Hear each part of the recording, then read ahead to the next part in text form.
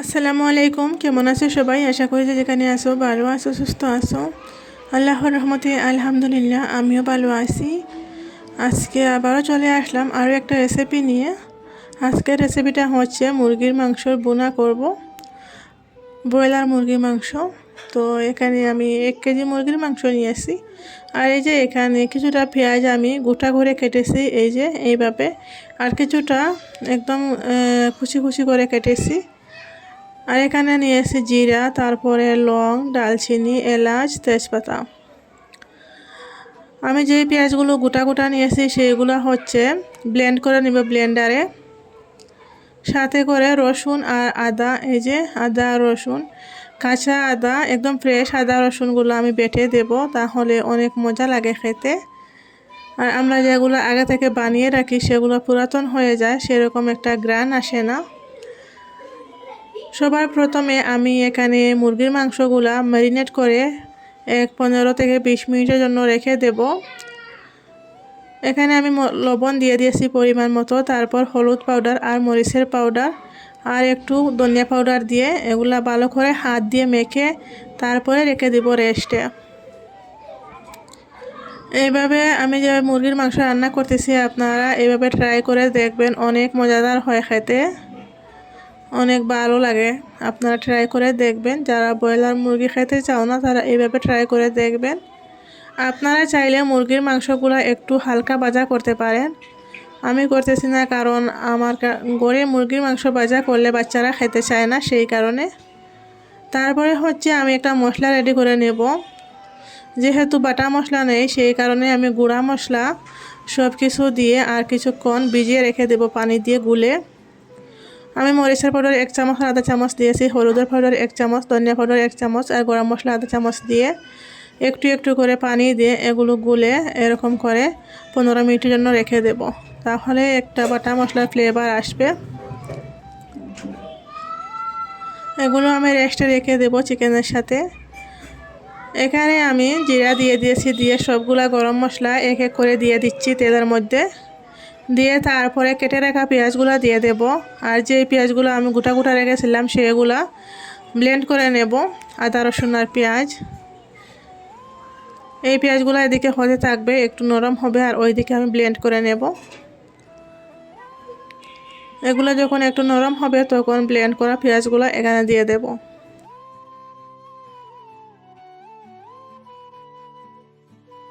Blend করা আদা রসুন আর পেঁয়াজ একসাথে করে নিয়েছি, একসাথে দিলাম সব কিছু দিয়ে এখন ভালো করে নেড়ে ছেড়ে নিচ্ছি। নিয়ে আমি যে মশলার পেস্টটা রেডি করেছি সেটা এখানে দিয়ে দেব। তো আমি মশলার পেস্টটা দিয়ে দিয়েছি, যখন দিচ্ছিলাম তখন ভিডিওটা স্কিপ হয়ে গিয়েছে ভুলবশত, কেউ কিছু মনে করবেন না, ক্ষমা সুন্দর দৃষ্টিতে দেখবেন। তো মশলাগুলো আমি কি মশলা দিয়ে আগে ব্যাটার বানিয়েছিলাম আপনাদেরকে দেখিয়েছি, তো এখন এগুলো এখানে দিয়ে দিয়েছি কিন্তু দেওয়ার সময় স্কিপ হয়ে গিয়েছে। আর এই যে বাটিটা একটু ধুয়ে দিচ্ছি, একটু পানি দিচ্ছি, ভাবলাম বাটিটা একটু ধুয়ে দিই কারণ ওটাতে মশলা লেগেছিল, সেই কারণে। এই মশলাগুলো যখন একটু ফুটে উঠবে তখন মাংসগুলো দিয়ে দেব এক এক করে। এই যে ম্যারিনেট করে রাখা মাংসগুলো দিয়ে দিচ্ছি। এই মাংসগুলো দেওয়ার পরে ভালো করে কষিয়ে তারপরে হচ্ছে এখানে আমি একেবারেই জল দিয়ে দেব, যাতে পরে আর দেওয়ার দরকার পড়ে না, একেবারেই দিয়ে দেব। এগুলো ভালো করে কষিয়ে নিচ্ছি আমি মশলার সাথে, ভালো করে কষাতে হবে। আর আমি যে বয়েস দিচ্ছি বাহিরে রোডে অনেক বাচ্চারা খেলাধুলা করতেছে, তো ওদের একটু সাউন্ড আসতেছে। তো এখানে আমি একেবারেই পানি দিয়ে দেব, পরে আর কোনো পানি ব্যবহার করব না।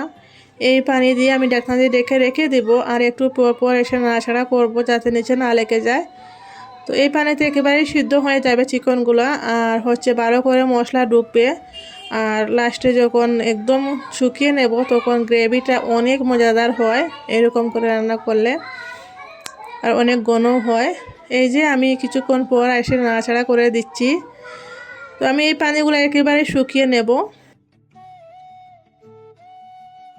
কিছুক্ষণ রেখে দেবো আরও 10 মিনিটের জন্য। এইভাবে আমি রেখে দেবো ঢাকনা দিয়ে। আপনারা চাইলে এর সাথে আলু ব্যবহার করতে পারো।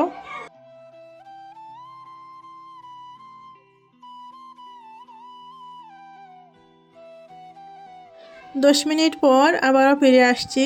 তো এখানে এই যে দেখুন মুরগির মাংসতে যে পানি দিয়েছিলাম, পানিগুলো একেবারে শুকিয়ে গিয়েছে, একেবারে মাখা মাখা টাইপের হয়ে গিয়েছে। এখন আমি গ্যাসের ফ্লেমটা একটু কম রাখছি, না হলে পুরো নিচে লেগে যাবে। এখন এটাতে আমি ধনিয়া পাতা দিয়ে দেব আর দিয়ে গ্যাসটা বন্ধ করে নেব। আমার রান্নাটা কমপ্লিট হয়ে গিয়েছে। আপনারাও এইভাবে ট্রাই করে দেখবেন, সত্যি অনেক মজাদার হয়। চিকেনের ভিতরে ভালো করে মশলা ঢুকে আর এই যে গ্রেভিটা অনেক ঘন হয়েছে, খেতে অনেক মজা লাগে। একটু হলেও না 1 প্লেট ভাত খেতে পারবেন।